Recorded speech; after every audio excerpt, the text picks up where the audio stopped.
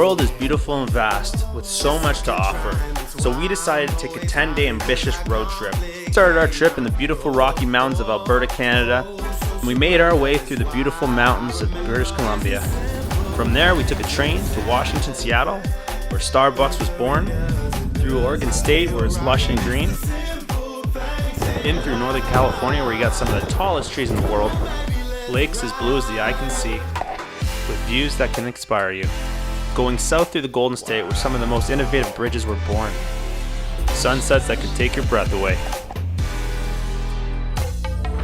and taking some of the gorgeous coast drives on our way to LA, where the sun is always shining. The world is our oyster, and we just have to explore it. Hell yeah.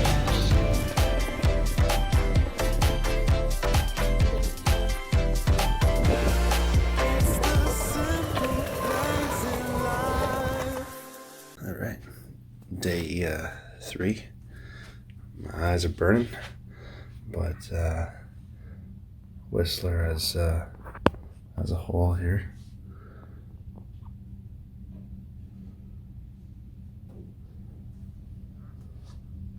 Nice fall day. I love Whistler. It's such a beautiful place.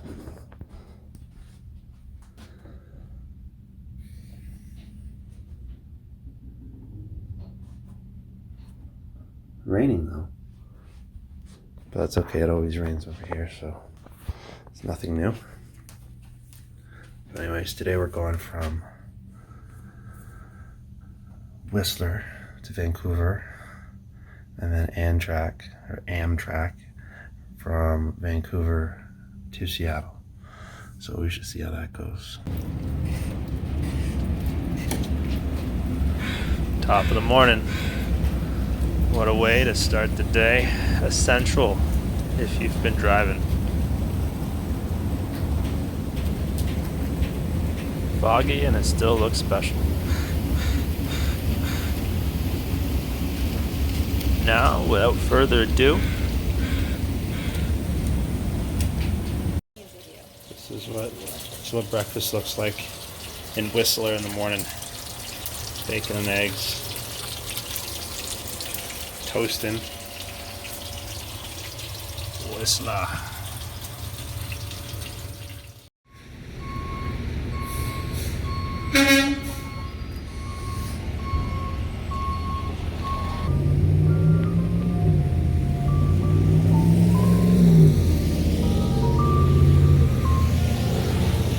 Day 3. Vancouver weather. We just checked out of the Sundial Hotel, boutique hotel, and now we are going for a walk. If it's raining, we're going to Chupa, we're going to go to the village, and we're going to go to the forest behind.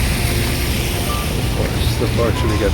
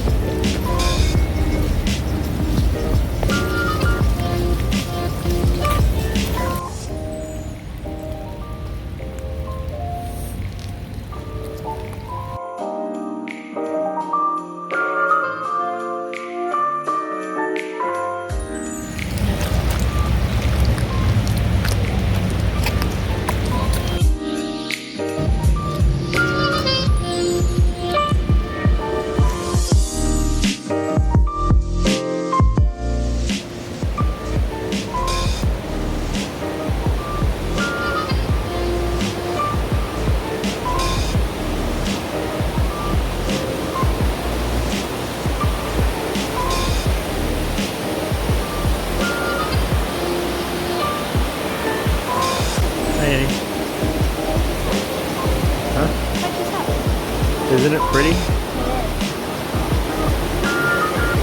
I was pointed at you.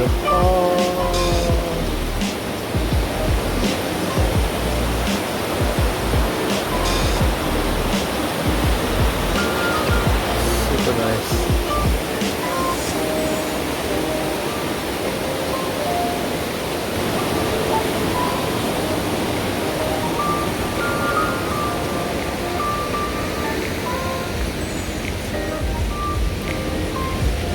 sweet is that? Super nice.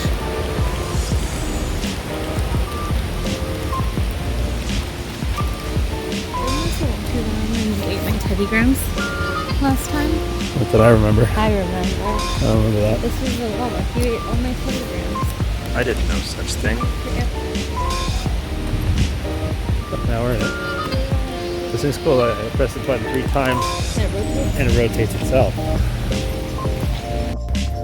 Alright, so here's Blackcomb. Second area here. Map. And raining as it always does. It's in a beautiful way.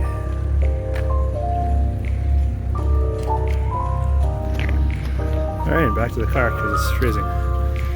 In the sense that we are in damp weather.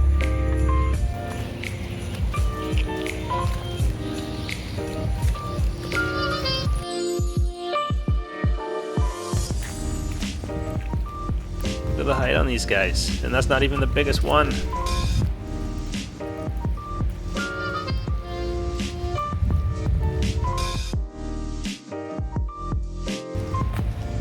And Remember last time we were here, there was people skateboarding and on their bikes?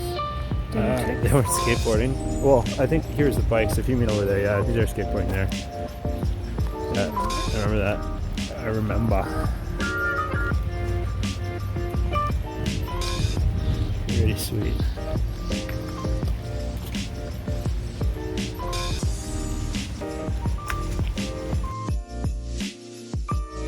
Oh, let's go! We're still walking. Are we? Having covered her with your gizmo. Yeah, it's cold. You gizmo. That's why you wear glasses. That's gloves in the car. Oh, you should have worn that. No. Not going for very long. Supposed to do why cutting off? Alright. It centers. Here. In the center. That's better. Is that better? Does that work? No, you can see me too. Yeah, look, see? Just like that. Just like You that. can see you. Our height difference is becoming a bit of an issue. I know.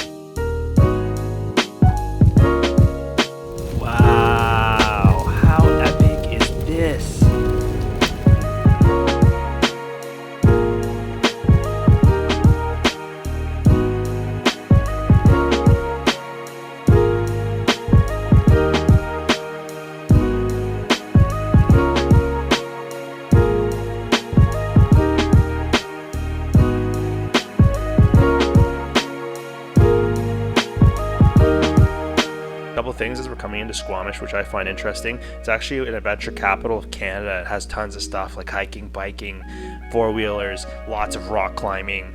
It's also one of the fastest growing communities in BC with a population of 17,000 and growing. Look, it looks like one of those kung fu movies in Japan, you know? Yeah, it does. Clouds just kind of, it's so nice, mesmerizing.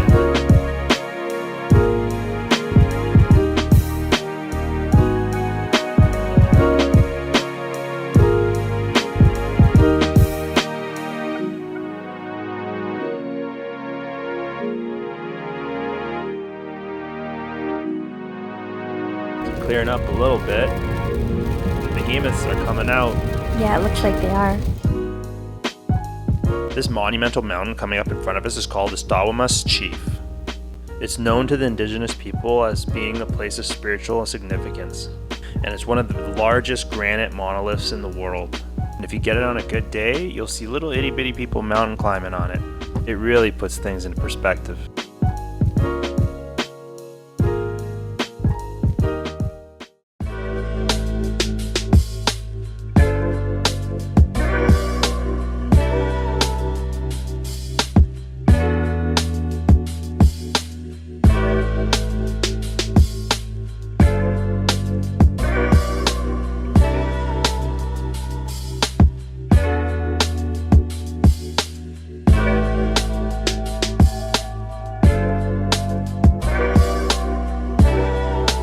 Look at those mountains in the mist.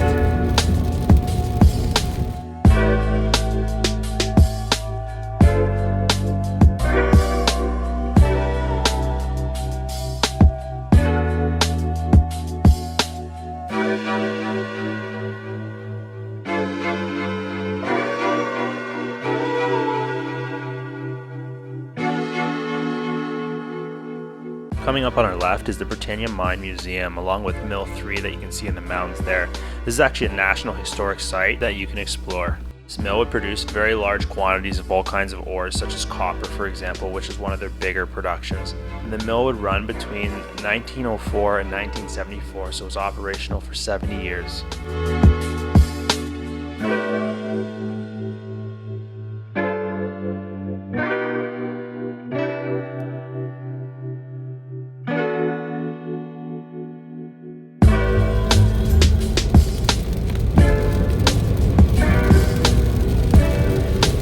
Don't you just love fall? Oh yeah, gotta love the colors.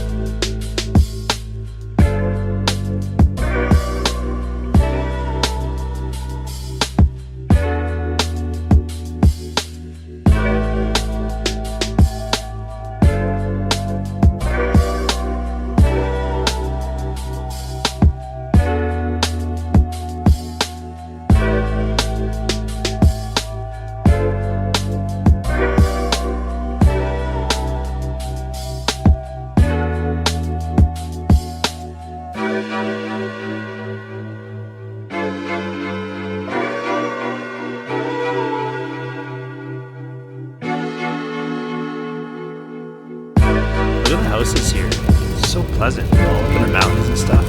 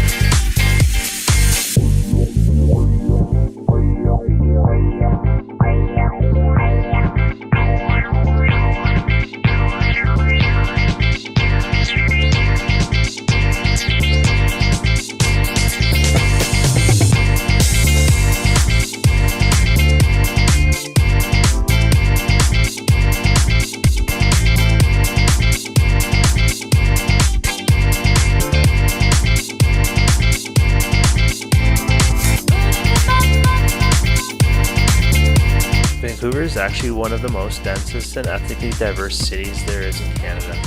It is a popular location for filming, and it's also been known to be called the Hollywood of the North.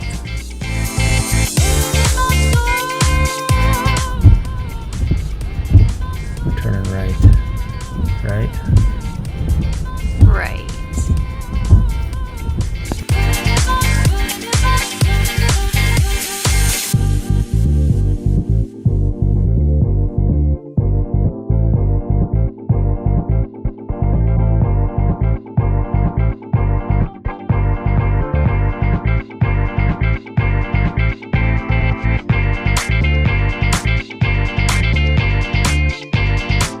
That's a nice building.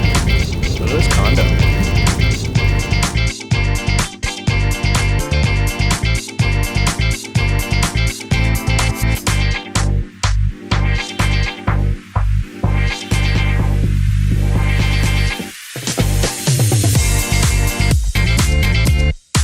Vancouver used to be called Gastown, and it was formerly named Vancouver in 1886. The name derived from a man named Gassy Jack, which opened the first saloon in 1867.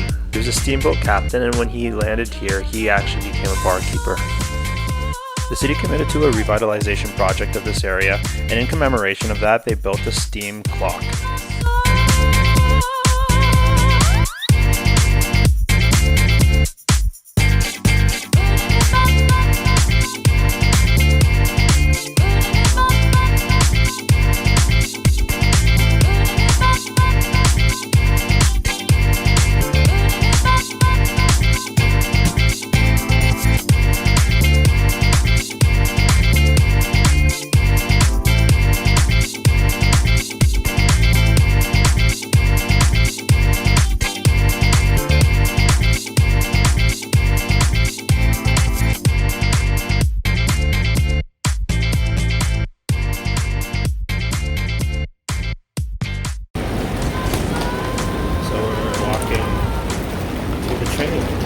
Well, into the airport, and then we're gonna find the train.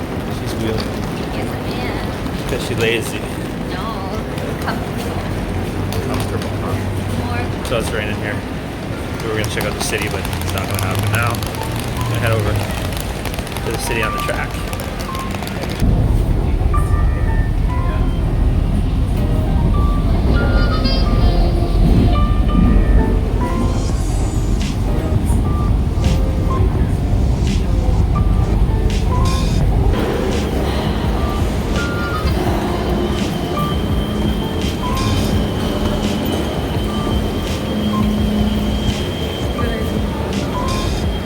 Waterfront Station.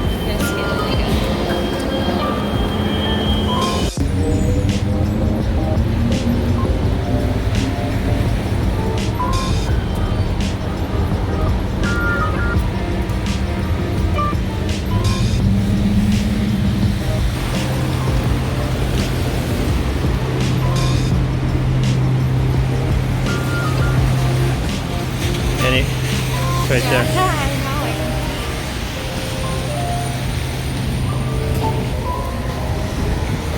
And that's where we're going, to the train station. At the train station.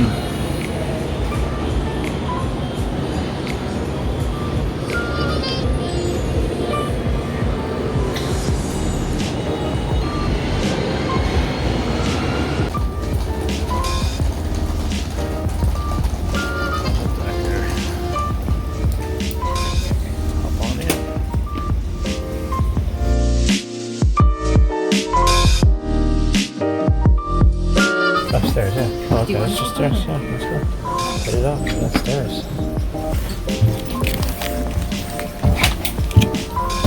Should have carried that. Wow, missions. So small.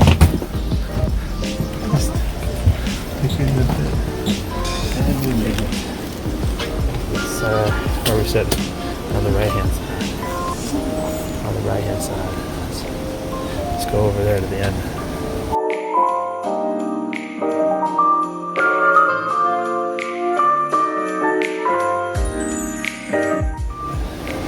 This looks right.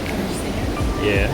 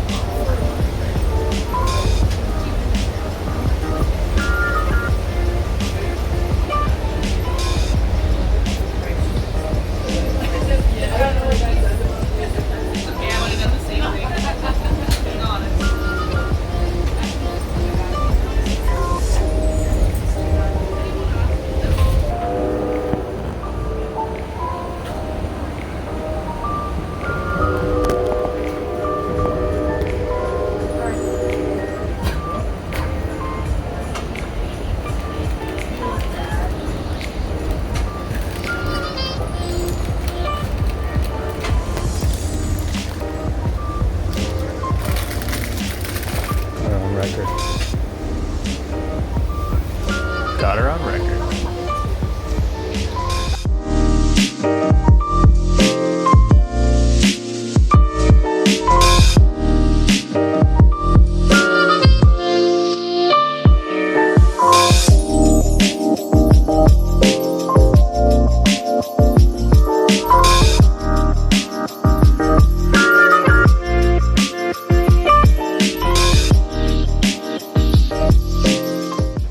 So as we made it into Seattle, we actually had to return back to our cabins and get a seat.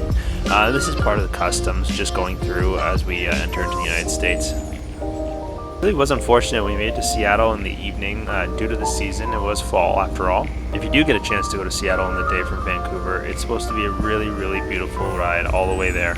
Just make sure if you're going southbound, you're on the right side of the train.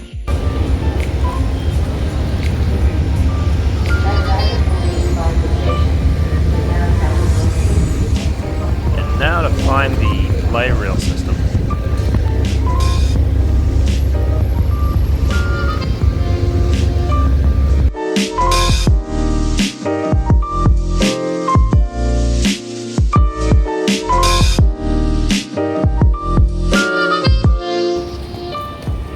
And I think we're going the wrong way. This looks better. Oh wow, this place is quite pleasant.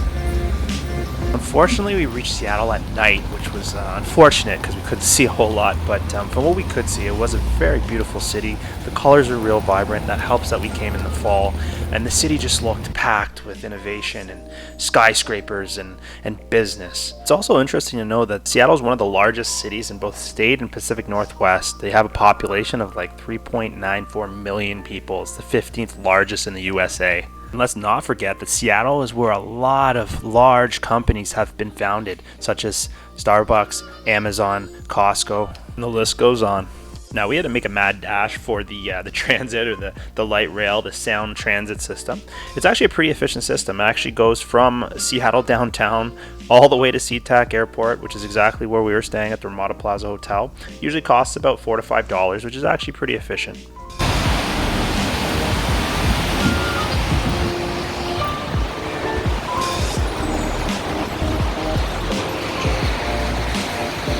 So we have to get all the way over to the Ramada, which is right about there. I have a feeling it's further than it may appear from up here. Shalln't we? Trip to the Ramada Plaza. know that there's a Denny's. How you feeling? Huh? How you feeling? Good. Just good. I feel good, you know. That's it. Just good. It's okay. Trekking it. Trek it out. Long day, 2 countries. It's time to pack it in for the night. Tomorrow's exciting. We get to drive through Oregon State, through Grants Pass, and into Northern California. Signing out from Seattle.